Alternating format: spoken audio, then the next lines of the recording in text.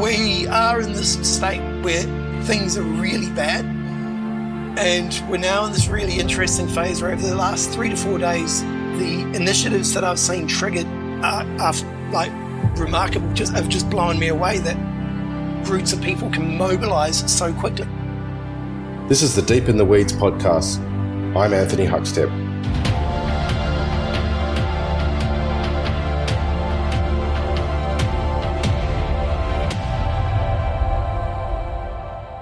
As we adapt and evolve to the restricted lifestyle due to the COVID-19 pandemic, we're going to bring you the stories of many in the industry that are affected by it. As a full shutdown looms, there is a very real possibility of food scarcity. Most Australians have never felt what it's like to go without food, so just imagine the impact on those below the poverty line that feel this way every single day. If the full lockdown arrives, as predicted, what are the implications and are we ready for it? Jared Ingersoll is a chef many of you will know from Dank Street Depot, a venue that started the sort of new wave of elevated everyday eats. What you might not know about Jared is that he's a super nerd. He spent the last decade consulting to large firms, analysing data and forecasting expected outcomes for food service operations. Now working with Australia's largest tech startup, Canva, he's been working around the clock to understand the current issues in regards to food. What he's proposing may not only ensure people have access to food, it may well throw a lifeline to the hospitality sector too. Jared Ingersoll, you've been working pretty hard on this and we've been in touch over the last week and I've sort of been following your steps a little bit. Can you paint a picture of the current situation? And identify some of the key problems we're facing right now? And it's one of those ones that, it's pretty tough at the moment, and I'm not using these words lightly. And probably to put further context is if we go back a few months and have a look at the condition of the industry then, we're already sort of saying that it was one of the first times that labour bills had tipped the sort of 50% mark, even though a lot of the occupation costs had sort of been fairly stagnant. There was, wage costs and food costs were crushing people. And there was also there was a survey that the Restaurant and Catering Association did, and there was a couple of questions in there which I thought were really sort of insightful to how we operate as an industry anyway, and that is that out of all the operators they asked, and from memory there was like 700 or something, 60% of them believed that sales were going to increase and 52% of them believed that profits were going to increase. So there was this sense of the reality was really, really tough, and there was a sense of optimism that, Christmas is going to come around, things are going to surge, we'll be okay because that's the way we operate. We're hospitality operators and small businesses. We then saw bushfires and then other natural disasters like in Sydney, around there, big chunks of the food bowl were affected with flooding. And then we started to see businesses severely impacted. All your outdoor venues were no longer able to operate with the smoke that was impacting business. There was no real Christmas trade, so that traditional stimulus of cash that comes in over summer but sort of gets big around Christmas, it didn't happen. And a lot of people were sort of hedging their bets on that. And then I think everybody, like myself, was just looking at the industry and also looking at what was happening in China with the COVID outbreak. And there was it was kind of this thing that was, it was almost like, well, it may not happen. And then as things escalated, anxieties increased, and now we found ourselves in a situation where on many levels, I would say that the hospitality has taken probably the biggest hit that we could ever imagine in a period of a little more than a couple of weeks. And I don't want to make doom and gloom, but I just want to touch on some of the extent that I think that to just sort of communicate the severity of it. And this is probably not stuff that people, this is stuff that people probably already know, but there's a guy that I work with, his name is Jesse Stewart, and he's an amazing analyst. and he looked at a bunch of stuff, a bunch of different data sources going back to 17, 18, 19 years to sort of get like an idea of how the industry was tracking, to then try to figure out and sort of assess what the impacts of COVID have at a granular level. So when we looked at Greater Sydney, and we're only looking at Sydney 8 because we're here, but to give context to it, because looking at all of Australia is a big problem. So looking at the Greater Sydney, we saw that there's roughly about 25,000 people unemployed, and that's sort of around $98 million a month in salaries gone. Right. And this is in just hospitality. This is hospitality, and this is everything from your almond latte joints in eastern suburbs to your fish and chip place in Cabramatta. So this is kind of a very sort of broad, overarching view. When we look at the Sydney LGA, you've got an industry that is heavily reliant on people outside the city who come into work to then work in the city and to spend their money in the city. You get a lot of domestic and international tourists, a lot of day trippers. There's a population in the Sydney LGA, and that population that live in that area, they earn a bit more money and they're more likely to go out. So when we looked at the numbers, we sort of went, well, okay, well, the lockdowns come into place. We know that there are people that are working and living in the city still. So with their discretionary spend, we start to see that, you know, the impacts to the food and beverage industry is that 82% of the industry is now unsustainable. And that means that every single one of those businesses is in a huge amount of stress and duress, yep, and needs to get support. Now, the other thing that we saw is that we looked at the numbers, that there's a little bit of an undersupply currently in suburbs. So suburban food and beverage outlets, all of a sudden, everybody's in their suburbs and purchasing locally. So it was that thing of like, was trying to sort of map out the areas of greatest vulnerability and the greatest and areas of oversupply in an effort to try to see if there's ways of connecting these two things. So what we've got at the moment is a lot of outlets in the CBD where not a lot of people are, and a lot of people in the suburbs where there aren't possibly enough outlets to source food from. Yeah, you can take that view, but then there's also the conversation that all the outlets that are in the suburbs are going to get busier, and we haven't really been able to sort of nail that one down yet. So is it a simple case of picking up restaurants in the city and dropping them in the suburbs? I don't think so.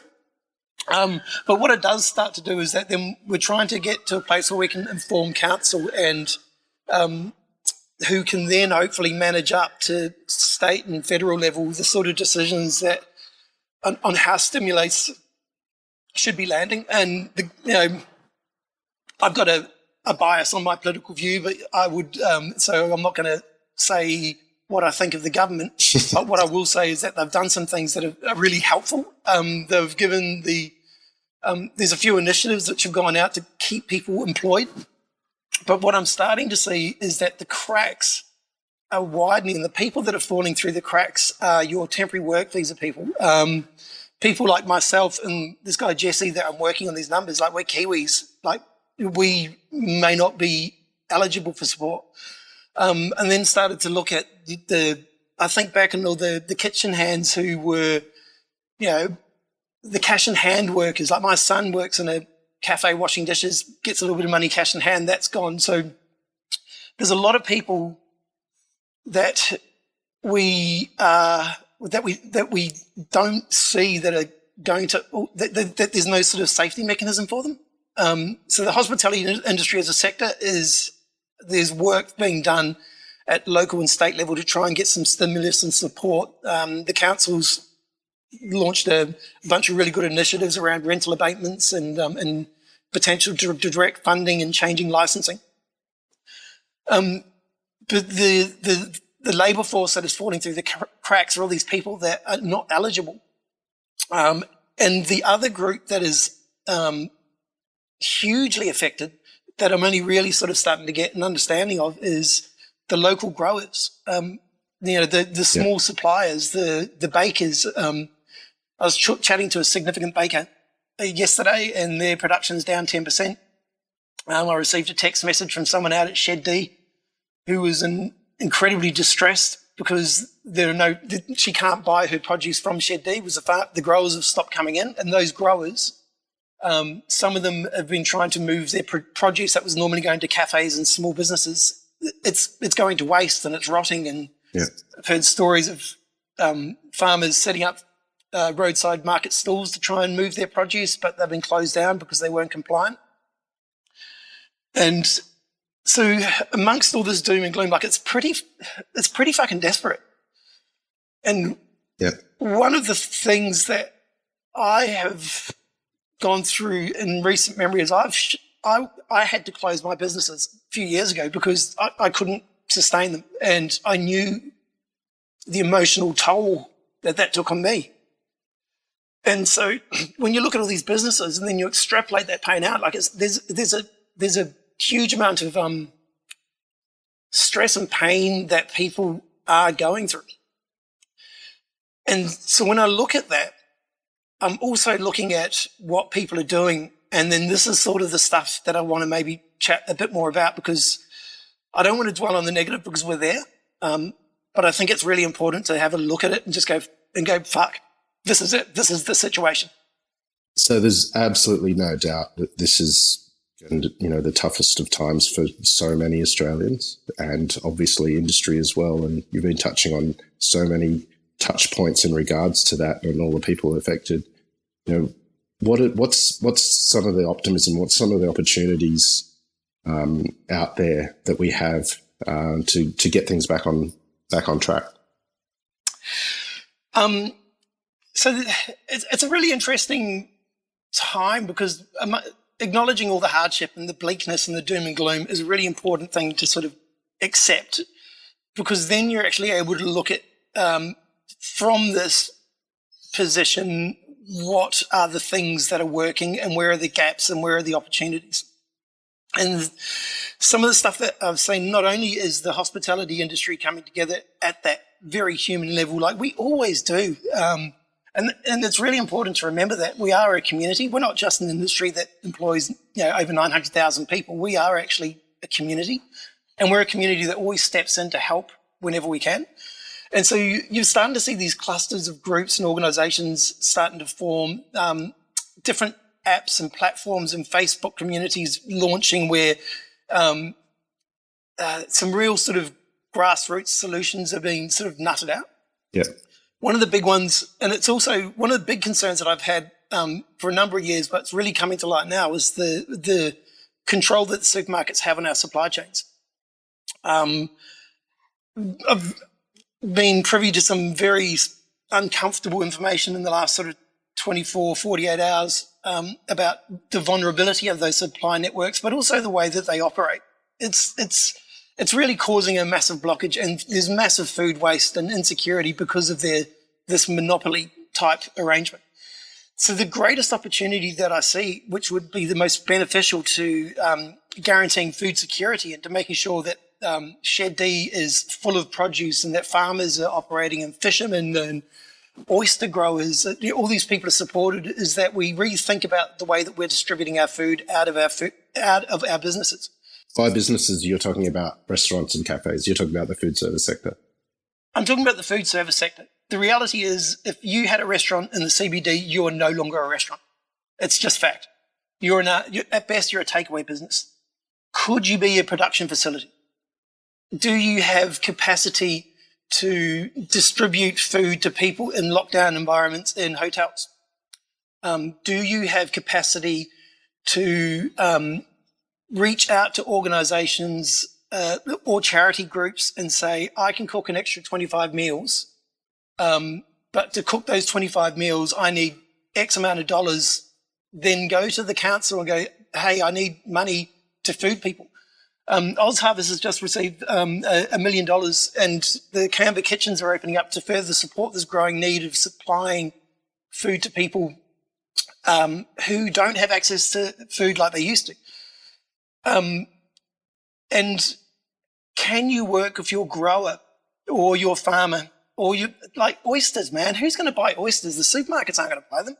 If you know, there are all these different things where the greatest opportunity that I see is that we remind the community at large and ourselves that we are an essential service. We must maintain. The kitchens need to cook. People need food.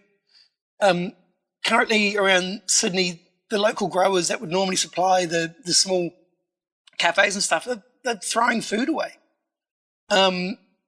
You've got Coles over in the North Shore had to shut down because one of their employees was locked out. They contracted COVID. Yet the fruit and veg shops nearby have got product on their shelves. The butchers have got meat.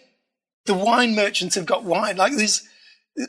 If there was one thing that I could do that I honestly believe in my heart that would fundamentally change our food system in Australia, it would be stop relying on the supermarkets, stop relying on the big guys. It's in no one's interest. Go to your local business, support your local cafe, go buy your produce from the fruit and veg guy. It is absolutely crucial. And the role that food and beverage outlets, like your restaurants and your cafes, we aren't what we are. You're no longer a restaurant. And it doesn't mean that you don't have capacity. And this is the thing that I think that we sometimes think, we're not talking about 2 hats, 3 hats. That shit's on pause for a while. We're talking about, are you able to cook food in a controlled environment that ensures safety and distribution of meals? If so, do you have the capacity to employ shadow teams? And what that means is that if you are cooking in your kitchen and somebody does come down with COVID and you need to quarantine that team, the second shift, they have no contact with that first shift. So we need to really rethink our role in COVID. And the other thing that hospitality doesn't do very well is we don't speak with a single voice. We've got the Restaurant and Catering Association, which is our authority. You've got the Australian Hotel Association, and those organisations do represent a chunk of the sector, but they don't recognise the coffee carts, and they don't speak with, generally if you're the bigger the business, the louder your voice. And I think there's a real opportunity for suburbs of cafes to get together and go, let's talk about what Canterbury, the suburb that I live in, what we can do. Because if I have to shut my cafe because somebody gets sick, can you perhaps, take this person that's my normal employee or my egg supplier's eggs? And I think that the biggest challenge is that we need to change our focus from I'm in business to try and get by and it's a competitive market, and just accept the fact that everybody has just taken the biggest hit we'll probably ever take. What can I do to help the next guy get through? Because if the other guy's thinking the same, then we will get through this period of hurt, and then more specific stimulus is going to land. Then we can get into the space of starting to talk about getting rid of fringe benefits tax. That's got to go. Is there an easement on GST for a period once COVID and life goes back? In order to have real power and voice in those discussions, we really do need to come together in a way that the hospitality industry hasn't done so before. We know how to help mates out, but forming a cohesive voice that delivers real advice to people that are going to make policy decisions is absolutely crucial, because at the moment the people that are making the decisions are not experts. They don't know what you are going through. They are taking the view that if we do this, it will have the most amount of impact on the most amount of people, and so therefore that's the right thing to do. It's not helping the produce that's rotting in Shed D. It's such a strange time, man. It is, isn't it? It's almost impossible to get your head around. The initiatives that you're talking about here, are amazing. But so how can government help? How can industries that have funds at the moment, how can they help create and let these little mini sort of food hubs that you're talking about blossom? Like how can they get involved to give it a nudge along? Because, like there's only so much people can support their only local just at this moment. Yep. And it is, it's a really interesting problem because if I take the view of one that large corporations and big companies, I wouldn't, it's almost like if we were to ask Woolworths and Coles, what, help us out, we need help, what they would say is, don't use any other online delivery platform apart from Woolworths and Coles, and you can only buy from us.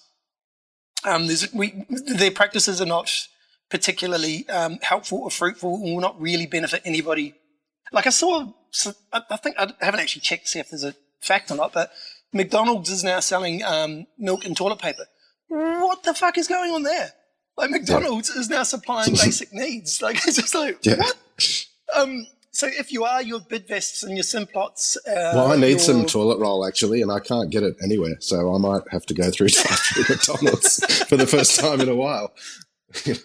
It's kind of this. It's almost like this weird things happen where the things that are becoming the most cherished are the things that are the worst for us. Like Aggie, my partner, made a comment when we were going through the supermarket, and she was looking at all the stuff that was missing off the shelves, and it was just like, man, Australians in crisis are just really bad campers. Yeah. They're buying all, so what are you buying? Like, why are you buying all that? There's all this beautiful fresh produce, and everybody's going toe to toe over a bag of pasta. It's like, mate, chill the fuck out. Totally. And so it's that thing of like, how to distill it down to create the solution that's going to fix everything now. I mean, the easy one is just like, if we were to remember our high street operations, and what I mean by that is your local deli, your local restaurant, like, Market Red Ladson is literally outside the front of his place dancing with the dummy with, takeaway containers. And when I say dummy, it's actually like a mannequin, not like someone he doesn't think highly of. So he's out there sort of, so, Yep. he's a very, he's a beautiful man and he's a great chef. And if, and he's one that I looked at and went, you know what, you're not letting humility slow you. You're not letting, you know what needs to be done. You need to keep your chefs employed and keep food on their tables as well as yours. You need to maintain your industry. And I know that everybody's jumping on how to turn their restaurants and their cafes into takeaway businesses, and we're there. So we've done the first step. But at the same time, there really does need to be this sense of if you buy from me, but buy from them. Like, don't think about it as in I am really protective of my customers. When you're selling them a curry, talk about your fruit and veg shop. Because I think that if I look at it in a bit more of a philosophical view, and we look at the fact that McDonald's is now selling essentials and supermarkets are doing what they do best, which is not pretty. If we don't support ourselves and the high street shops and the bakeries, is that we're always going to have tins of beans. We're always going to have shitty white soft bread. But what would it look like if we didn't have, restaurants that make handmade pasta, butchers that will cut a piece of meat to your specs, the local Polish bakery up the road that makes these beautiful semolina loaves that are not really commercially viable on scale, but are delicious. So I think we need to come together and band together and understand that it's not about, we're all in this together. And when I look at it in that philosophical view, and sometimes when I'm talking to different people, and I've been chatting to, councils and businesses and tech giants and all that sort of stuff, but what I've recognized is that the people that are sort of proactive and are really out there all have this sort of sense of optimism as well. And there's also this sense of mania at the moment. Like where the anxiety's jacked. I know I'm bouncing between highly anxious and scared, frequently. Yeah, but that's normal for you though, right? Yeah, that's good. Yeah, man, that's how I sleep. But then, the way that a lot of people do it, manage their anxieties, is they need to contribute. They need to do something. And one of the ways that we can do something is that we can cook food. Like if we're cooking food, like I'm just talking about the average punter at home. I know everybody's cooking more meals at home than what they used to, which does put pressure on restaurants and cafes.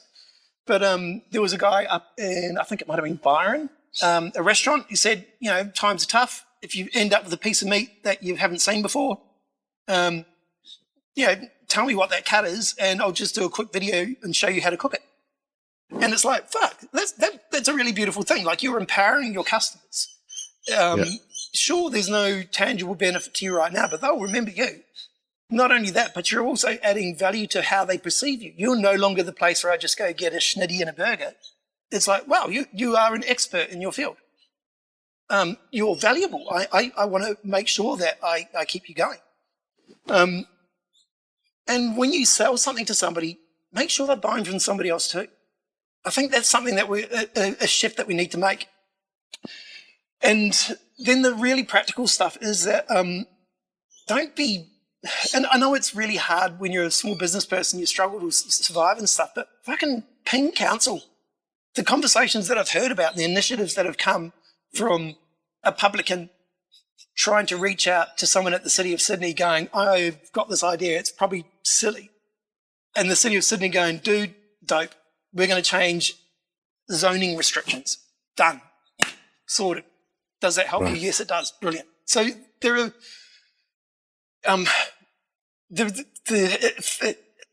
if I was to sort of try to distill it down, is that it feels hopeless and it feels like a crisis. It is a crisis, but it's not hopeless. There are ways of, I think that we're looking for the solution that's going to make it all go away. It doesn't exist. It's, that's a reality that I think we all probably know. And the answer is going to come from the guy next to you. If you don't have the answer now, does that make sense, or have I just gone all weird and philosophical? You have, but that's why I've got you here, mate. That's what we love about you. Hey, listen, Jared, I'm pretty sure that we're going to talk again along this journey because you've got a lot of good things to say and a lot of good ideas. Really appreciate catching up, mate, and really appreciate you sharing your pretty honest, as brutal as it is, sort of views and perspectives. And mate, keep safe. I'll talk to you soon. Yeah, and also, Hux, I just wanted a call out to you because as an example of people stepping up to the challenge rather than shrinking from it, you bringing together the industry the way that you are with these podcasts it's beautiful and to be celebrated, and I'm proud of you. Well done. This is the Deep in the Weeds podcast. I'm Anthony Huckstep. Stay tuned as we share the stories of Australia's hospo community, suppliers and producers in search of hope during this pandemic. A special thanks to executive producer Rob Locke for making this all happen. Stay safe, isolate and be well.